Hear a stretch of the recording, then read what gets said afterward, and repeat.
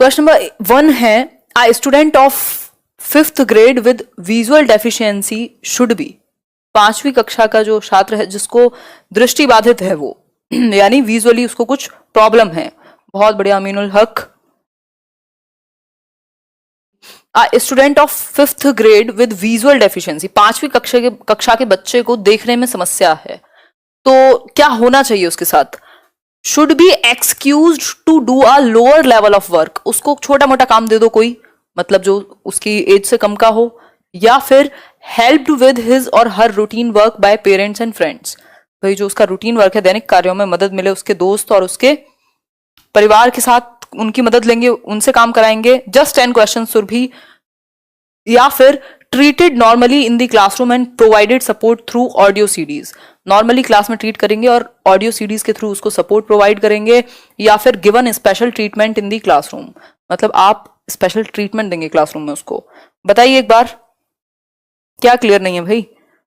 Refresh करके देखो, clear आएगा। Just 10 question Srishti. Thank you Nishchal, thank you Shivi. Answer क्या होगा? C option, treated normally in the classroom and provided support through audio CDs. भाई normal बच्चों की तरह, सामान्य बच्चों की तरह आप उसके साथ डील करेंगे और उसको सपोर्ट प्रोवाइड करा देंगे। इंक्लूसिव एजुकेशन का मतलब है सभी के लिए शिक्षा। आपने एक क्लास में सबको जोड़ करके बिठाया हुआ है, अलग अलग नीड वाले बच्चों को। ठीक है, बिल्कुल अरुणिमा। अगर मैं बात करूं यहां तो एक सपोर्ट आप प्रोवाइड करेंगे, क्योंकि उसको देखने में प्रॉब्लम है, तो आप ऑडियो सीडी दे सकते हैं जिससे कि वो सुन सके क्लियर तरीके से। तो ऑडियो सीडी का सपोर्ट प्रोवाइड कर सकते हैं, या अगर बिल्कुल ही ब्लाइंड है तो आप टेक्टाइल मटेरियल जिसको टच करके, जो ब्रेल लिपि है, उसका भी इस्तेमाल कर सकते हैं। तो ऑप्शन होगा सी। ऐसा कुछ नहीं है कि उसको छोटा मोटा काम दे देंगे या उसके घर वालों से काम करा लेंगे या फिर स्पेशल ट्रीटमेंट देंगे। आपको उसकी नीड्स को फुलफिल करते हुए उसको स्पेशली भी ट्रीट कर देना है और नॉर्मली भी। तो वो आपको देखना है कि आप उसको इंक्लूड कैसे करेंगे।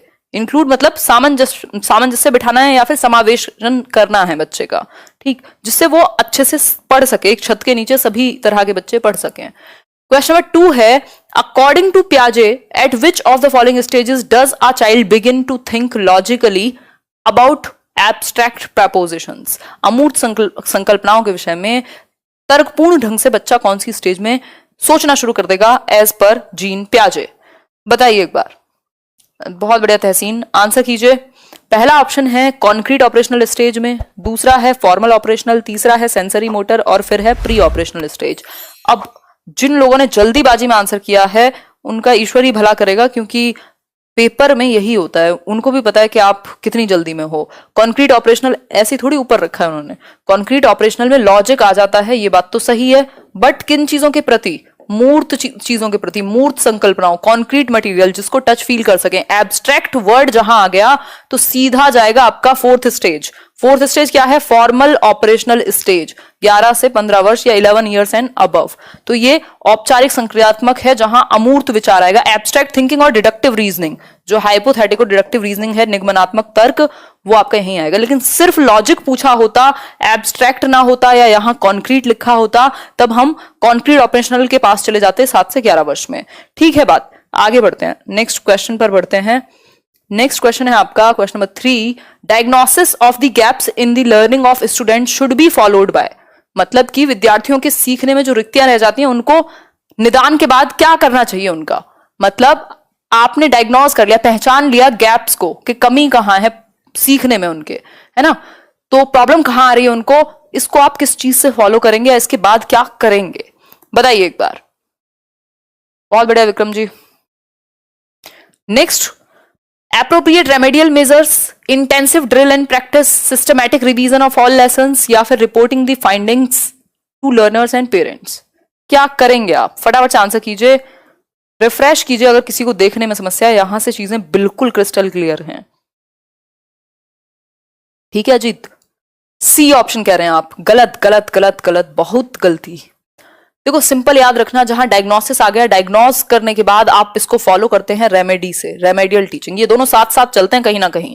डायग्नोस करते हैं आप पहले, मतलब जैसे डॉक्टर जाकर के आपका ब्लड टेस्ट कराएगा डायग्नोस करने के लिए, पता तो लगे कि आपको कुछ है भी कि नहीं है, तो क्या है। और जैसे ही आपके गैप्स का पता लगा तो जब डायग्नोस हो जाएगा उसके बाद रेमेडी दी जाएगी। अब वो रेमेडी कुछ भी हो सकती है, जबरदस्ती रिवीजन नहीं कराओगे, हो सकता है बच्चे को अलग ढंग से समझाना हो सकता है उसी ढंग से समझाना हो सकता है कुछ और कराना हो, मतलब आप दोबारा से या तो रीटीच करेंगे, अलग ढंग से पढ़ाएंगे, कुछ और एक्टिविटी कराएंगे, जो चीज उसे समझ नहीं आ पाई है, जो गैप रह गए हैं लर्निंग में, उनको फिल करते हैं आप एप्रोप्रिएट रेमेडियल मेजर्स लेकर के। ऐसा नहीं होगा सिर्फ प्रैक्टिस या सिर्फ सिस्टमैटिक रिवीजन करा देंगे तो हो जाएगा, आपको पता तो हो कि प्रॉब्लम है कहां। तो हमेशा याद रखिएगा जहां डायग्नोसिस आया रेमेडी साथ में आएगी। ठीक, आगे बढ़ते हैं। नेक्स्ट क्वेश्चन है, human development is based on certain principles, which of the following is not a principle of human development. ये तो बच्चा क्वेश्चन है, आज के क्वेश्चन बिल्कुल क्या कहेंगे, एवरेज क्वेश्चंस कहेंगे, और इनका श्रेय निशा को जाता है। मैंने आज के क्वेश्चन नहीं बनाए हैं, बस इनको सेटल किया है। ठीक, तो कल थोड़ा सा और डिटेल में कर लेंगे। फटाफट से बताओ, human development is based on certain principles, किन प्रिंसिपल्स पर बेस्ड है और कौन सा एक प्रिंसिपल नहीं है।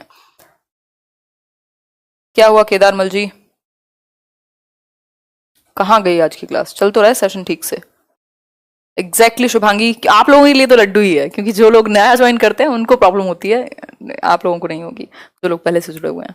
चलिए, लाइक शेयर करने के बाद बताइए कि कौन सा एक प्रिंसिपल नहीं होगा। कॉन्टिन्यूटी प्रिंसिपल होता है, वूम टू टूम जाएगा, सीक्वेंस में जाएगा, स्टेजेस में चलता है आपका जो डेवलपमेंट है। जनरल टू स्पेसिफिक होते हैं आपके एक्शन, पहले आप पूरी बॉडी मूव करते हैं, फिर आपको अगर सिर्फ कुछ चाहिए तो आप हाथ बढ़ा के ले लेंगे सिर्फ। ठीक, तो रिवर्सिबल नहीं होता, इसको आप वापस नहीं कर सकते। मॉडिफाई तो कर सकते हो, रिवर्स नहीं कर सकते।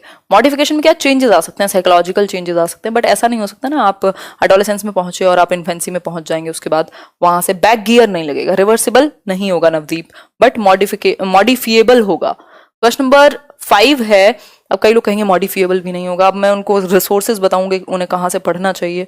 ठीक, प्रीति जी नेक्स्ट क्वेश्चन है, which of the following is not a characteristic feature of intrinsically motivated children. मतलब आंतरिक रूप से अभिप्रेरित बच्चे का कौन सा एक लक्षण नहीं है। ठीक, नहीं आ गया, नॉट, एक्सेप्ट, लीस्ट, ध्यान से पढ़िए question. They always succeed, they enjoy doing their work, they display a high level of energy while working, या फिर दे लाइक चैलेंजिंग टास्क्स। बताइए एक बार, फटाफट से बता दीजिए। बहुत बड़ा सुरेंद्र जी, कल से थोड़ा कुछ अलग काम करेंगे, बहुत दिन से आसान चीजें कर रहे हैं हम। लैंग्वेज आएगा रमेश रमशा, उसमें कंफ्यूजन है, प्रियंका कह रही हैं। देखो सिंपल है, they enjoy there doing their work. Intrinsic motivation, दो प्रकार की मोटिवेशन है, एक है इंटरनल जो अंदर से है, इंट्रिंसिक कह रहे हैं जिसको हम, और दूसरी है एक्सट्रिंसिक जिसको एक्सटर्नल कह सकते हैं। एक्सटर्नल बाहरी कारकों की वजह से होगी, सैलरी, रिवॉर्ड, पनिशमेंट और वॉट एवर इट इज। ठीक, इंट्रिंसिक है आपको वो काम करने में मजा आता है, उसका रीजन बाहर नहीं है।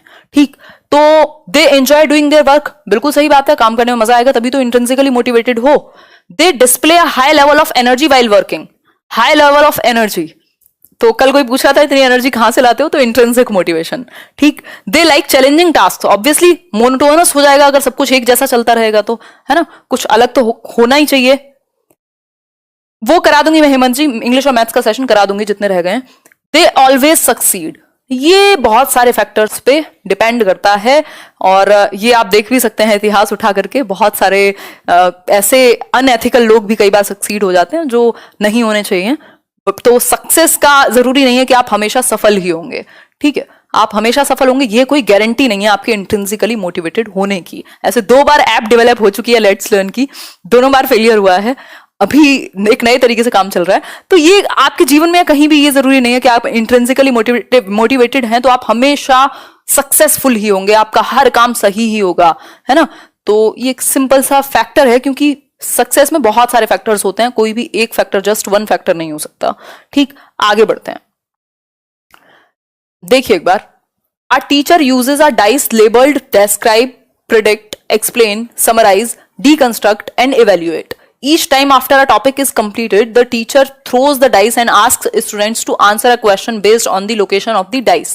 The teacher is, dice समझते हैं आप, वो पासा जो होता था, लूडो तो खेलते होंगे सभी, तो उस डाइस पर उन्होंने चारों तरफ क्या लिखा हुआ है, बहुत बड़ा निशान जी, डाइस पर क्या लिखा हुआ है चारों तरफ, एक साइड लिखा हुआ है प्रिडिक्ट, दूसरी साइड डिस्क्राइब, तीसरी साल मतलब ये लेबल किया हुआ है उस डाइस पर, फिर एक साइड लिखा हुआ है एक्सप्लेन, फिर लिखा हुआ है समराइज, फिर है डीकंस्ट्रक्ट एंड इवेल्युएट। ये सारी चीजें लिखी हुई हैं, जिसके सामने जो आएगा वो उससे रिलेटेड एक्टिविटी करेगा। तो जो टीचर हैं वो क्या कर रही हैं, conducting formative assessment, provoking thoughts of students, diversifying the thought process of the students, या फिर finishing his or her lesson in a style. अब स्टाइल जैसा तो कुछ है नहीं, पहले आप लोग आंसर कर दीजिए, डी होगा नहीं इसमें, बताइए एक बार क्या होगा।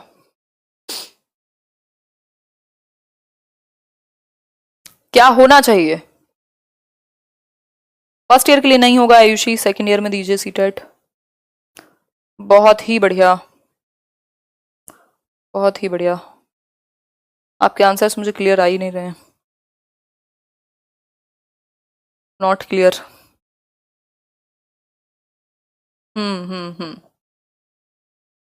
देखो इसमें क्या है, conducting a formative assessment. Formative assessment मतलब रचनात्मक आकलन, जहां बच्चों को एक्टिविटी करने का मौका मिले, उनका थॉट प्रोसेस निकल करके आए। इसमें एक डाइस है, वो डाइस नहीं होता लूडो में जो खेलते हैं कई लोग, तो उसके सारी साइड्स में अलग अलग चीजें लिखी हुई हैं। एक साइड डिस्क्राइब लिखा हुआ है, तो डिस्क्राइब जिसके सामने आएगा डिस्क्राइब, तो जैसे नंबर आता है आपका 6 की जगह डिस्क्राइब आ गया, तो आप किसी टॉपिक पर एक्सप्लेन करेंगे, टीचर ऐसा आपको कहेंगे। तो इन सारी चीजों से आप फॉर्मेटिव असेसमेंट कर रहे हैं। ये ऐसे तरीके हैं जिनसे बच्चे के बाकी सारे जो प्रोसेस हैं, चाहे वो थॉट प्रोसेस हो उसका, चाहे वो बाकी उसकी क्रिएटिव एबिलिटीज हो, आपको फीडबैक मिलेगा, आपको जानने को मिलेगा बच्चे सीख कैसे रहे हैं। ठीक, तो ये क्या है, क्या हुआ हिमांशी, क्या पूछ रहे हो? तो ये क्या है, आपका फॉर्मेटिव असेसमेंट है जिसमें बाकी चीजें आ ही जाएंगी। तो सिंपल सी बात है। आगे बढ़ते हैं नेक्स्ट क्वेश्चन पर। क्वेश्चन नंबर 7 है, a child can not distinguish between saw and was, nuclear and unclear, he she is suffering from. एक बच्चा है जो वॉज और सॉ को कंफ्यूजन में रहता है, या वॉज को सॉ पढ़ेगा, सॉ को वॉज पढ़ेगा, न्यूक्लियर को अनक्लियर पढ़ता है। ये बच्चा किससे सफर कर रहा है? डिस्मॉर्फिया, डिसलेक्सिया, डिसकैलकुलिया या डिसलेक्सेमिया, जो कि हम पढ़ते नहीं हैं। आंसर कीजिए फटाफट से। बहुत बढ़िया पूजा जी, आंसर होगा डिसलेक्सिया। आंसर क्या होगा? डिसलेक्सिया। डिसलेक्सिया क्या है? रीडिंग डिसऑर्डर है। ठीक, रीडिंग डिसऑर्डर है। और 100 को वॉज पढ़ सकता है, बी को डी पढ़ सकता है, 6 को 9 भी पढ़ सकता है। ठीक, इस तरीके की प्रॉब्लम उसको हो सकती है। डॉग को गॉड भी पढ़ सकता है। तो ये रीडिंग डिसऑर्डर है। डिस्मॉर्फिया है, शेप अजीब सी नजर आने लगे शीशे में देख के आपको अपनी। डिस्कैलकुलिया है, कैलकुलेशन में प्रॉब्लम। इसको हम कभी भी कंसिडर करते नहीं है, जनरली हमने कहीं देखा नहीं है, तो ये बनाया हुआ है कुछ इन्होंने। ठीक, पठन संबंधी विकार है डिसलेक्सिया। तारे जमीन पर में ईशान अवस्थी जो दिखाया है वो इसी से पीड़ित दिखाया है। Which of the following optimises motivation to learn, इनमें से कौन सा जो है एक मोटिवेशन टू लर्न, सीखने की जो मोटिवेशन है उसको अधिकतम बेहतर कर सकता है, ऑप्टिमाइज कर सकता है, सुचारू रूप से अच्छा बना सकता है सीखने की प्रक्रिया को।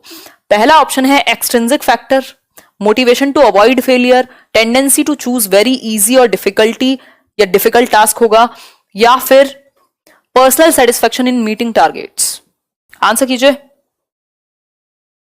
डिस्मॉर्फिया होता है शेप अजीब सी नजर आने लगे, आप मिरर में खुद को देखें, आपको बॉडी की जो शेप है वो अजीब सी नजर आए, ये मेंटल विकार है एक तरीके का।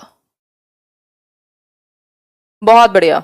Tendency to choose very easy और डिफिकल्ट टास्क, नहीं नहीं नहीं। ऑप्टिमाइजेज मोटिवेशन टू लर्न, कि आप अच्छा सीख पाए, इस चीज के लिए मोटिवेट करने के पीछे एक फैक्टर होगा, वो हो सकता है personal satisfaction in meeting targets. आपको सीखने में मजा आता है। ये कब ज्यादा बेहतर ऑप्टिमाइज होगा? जब आपका पर्सनल सेटिस्फैक्शन हो उस चीज को करने में, टारगेट्स को अचीव करने में, आपको पर्सनली सेटिस्फाइड फील हो, तभी तो आप कुछ नया सीखना चाहेंगे। अगर सेटिस्फैक्शन ही नहीं है तो हो सकता है ये सब बहुत देर तक नहीं चलते, कि आप फेलियर अवॉइड करना चाहते हैं, बाहरी अभिप्रेरणा है, या फिर आप डिफिकल्ट और इजी टास्क चूज कर लेंगे, वो मैटर नहीं करता। आपके सामने डिफिकल्ट भी चीजें आएंगी, इजी भी आएंगी, हर तरीके की चीजें होंगी जब आप एक प्रोसेस में होते हैं। कभी भी ऐसा नहीं होता कि सिर्फ इजी है सिर्फ डिफिकल्ट है। पेपर में भी सिर्फ डिफिकल्ट और सिर्फ इजी नहीं आता, मिक्स करके चीजें होती हैं, ऐसी लाइफ में है। ठीक है, एग्जैक्टली वत्सला। आगे बढ़ते हैं, 2 और क्वेश्चन हैं आपके। विच of the following factors is a basis for the child centred education, यानी बाल केंद्रित शिक्षा का आधार क्या है? बाल केंद्रित शिक्षा से 4 से 5 क्वेश्चन आपको देखने को मिल जाएंगे। इंडिविजुअल डिफरेंसेस, बाल केंद्रित शिक्षा, प्रोग्रेसिव एजुकेशन, ये तीनों जुड़े हुए टॉपिक हैं और इनसे कम से कम 5 नंबर। Individual differences, child rights, right of children to free and compulsory education, या फिर all children are equal in all respects. बताइए एक बार। Exactly Mini Monika. Extrinsic factor कभी भी आपको सीखने के लिए मोटिवेट नहीं करेंगे, वो फिर बाहरी अभिप्रेरणा होगी। बाहरी अभिप्रेरणा चाहे वो सैलरी की हो, चाहे वो रिवॉर्ड की हो, चाहे वो नेम की हो, चाहे वो फेम की हो, है ना, वो लंबी रेस के घोड़े नहीं बन पाएंगे आप उससे। हम पॉजिटिव नहीं मानते एक्सट्रिंसिक को। बहुत बढ़िया जी। आंसर क्या होगा इसमें? इसमें भी कंफ्यूज हो रहे हैं आप लोग, हद हुई। All children are equal in all respects, क्या सभी हर एक फील्ड में सेम हो सकते हैं? पॉसिबल ही नहीं है, रोबोट्स बन जाएंगे। अगर हर एक फील्ड में सेम होंगे तो रोबोट्स बन जाएंगे। किसी का किसी चीज में ज्यादा इंटरेस्ट होता है, किसी का किसी में, कोई किसी चीज को बहुत अच्छे से कर सकता है, कोई दूसरी चीज को बहुत अच्छे से कर सकता है, तो ये तो गलत हो गया। फिर है the right of children to free and compulsory education, तो ये तो बाद में आया है, हम चाइल्ड सेंटर्ड एजुकेशन की बात तो सदियों से कर रहे हैं। तो इंडिविजुअल डिफरेंसेस के बेसिस पे है ये बात कि हेरिडिटी एंड एनवायरमेंट, आनुवांशिकता एवं वातावरण ने हमें डिफरेंट बनाया है एक दूसरे से, हम में विभिन्नताएं हैं, हमारे इंटरेस्ट, हमारी कैपेबिलिटीज, हमारी एबिलिटीज, हमारा एप्टीट्यूड, हमारा एटीट्यूड, इन सब में डिफरेंसेस हैं, जिसकी वजह से कोई भी दो लोग सेम नहीं हो सकते। जब दो लोग सेम नहीं हो सकते तो बच्चे को सेंटर में रख के सिस्टम बनाया जाना चाहिए, ऐसा ना हो कि अपनी मर्जी से आपने टीचर सेंटर्ड सिस्टम बनाया हो। ठीक, तो सिंपल है, इसका जो आधार है वो इंडिविजुअल डिफरेंसेस है कि बच्चों में विभिन्नता है, इसलिए बच्चों को ही सेंटर में रखो, क्योंकि आप उनके लिए पढ़ा रहे हो, है ना। जो एजुकेशन है वो बच्चे के लिए है, या एजुकेशन सिस्टम जो है वो बच्चे के लिए है, ऐसा नहीं है कि बच्चा स्कूल के लिए है। ठीक है बात। नेक्स्ट क्वेश्चन है आपका आज के लिए लास्ट क्वेश्चन। ये इसमें लास्ट टाइम आप लोगों को कंफ्यूजन थी तो इसलिए इंक्लूड किया है। Noor forgot to bring her tiffin, वही है क्वेश्चन कि नूर एक बच्चा है जो अपना टिफिन लाना भूल गया स्कूल में, और फिर क्या होता है कि उसने कहा किसी और बच्चे से कि भाई तुम अपना लंच मेरे साथ शेयर करो, क्योंकि मैंने भी तुम्हारे साथ एक दिन अपना लंच शेयर किया था। तो कोहलबर्ग के अकॉर्डिंग अगर मैं बात करूं, आज तो हिंदी टाइपिंग ठीक थी, है ना, ये वाला क्वेश्चन बस पुराना है। तो कोहलबर्ग के अकॉर्डिंग कौन सी स्टेज में है बच्चा और कौन से लेवल पर है, तो इसमें बात हो रही थी हमारी, आप लोग अलग अलग आंसर इसमें दे रहे हैं, आंसर इसका डी ही है, लेकिन ये पेपर में आया हुआ क्वेश्चन है, दिसंबर में ही आया आई थिंक, इसमें ये कन्वेंशनल गलत है, ये प्री कन्वेंशनल है जो लेवल है। ये मैं डिस्कस करना उस टाइम पे भूल गई, मेरे भी दिमाग से स्लिप हो गई ये बात, पीछे मुड़ के तो देखा था मैंने कि कुछ गड़बड़ लग रही है, बट वो मिस हो गई, इग्नोर हो गई। ठीक, तो ये म्यूचुअल एक्सचेंज है और प्री कन्वेंशनल लेवल है, पहले ही लेवल की दूसरी स्टेज है, टिट फॉर टैट। ठीक, क्योंकि कन्वेंशनल लेवल में तो गुड बाय गुड गर्ल आ जाएगा या लॉ एंड ऑर्डर आ जाएगा, तो इसलिए ये ऑप्शन में ही गलत था पेपर में। अब आपको एक चीज यहां समझनी होगी कि आप पेपर में जब जा रहे हैं तो जरूरी नहीं है कि आप 100% सारी चीजें आपको परफेक्ट मिलेंगी। 4 ऑप्शंस होंगे, एक नंबर कोई एक ऑप्शन दिलाएगा आपको। ठीक, तो आपको अगर कुछ गड़बड़ भी लगे ना और आपको लगे यार इन चारों में से कुछ भी नहीं होना चाहिए, फिर भी देखो, दिमाग लगाओ, थोड़ा सा प्रैक्टिकल इंटेलिजेंस लगाओ कि क्लोज कौन है जिससे आपका काम निकल जाए। भाई आपको पता था म्यूचुअल एक्सचेंज तो सही है, बाकी सब तो सही नहीं हो सकते, तो क्या होगा यहां जबरदस्ती, क्योंकि आप पेपर को चैलेंज नहीं कर सकते, करोगे भी तो वो आंसर की अपनी मानेंगे। तो आपको सिंपल यहां जुगाड़ लगा करके अपना यही डालना था, टिट फॉर टैट। ठीक है, तो आज के लिए तो इतनी कहानी, आउट ऑफ 10 आपके 10 आए होंगे मैं ऐसा मानूंगी। और ये